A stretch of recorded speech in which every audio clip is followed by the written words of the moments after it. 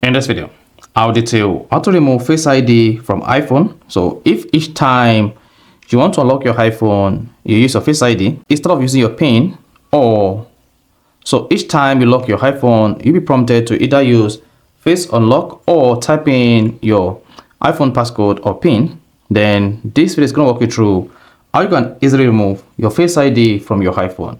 So if you're at the end of this, you found this helpful and informative, please don't forget to like and subscribe. To do this, all you just need to do is click on your iPhone settings. Then on the settings page, scroll down and click on Face ID and passcode. Then once you selected that, go ahead, type in your iPhone passcode. Now once you typed in your iPhone passcode, you'll be taken to the Face ID and passcode page. Now on this page, you'll be able to remove your Face ID, change your iPhone passcode, or turn off iPhone passcode. Now to remove your Face ID from your iPhone, come here and tap Reset Face ID.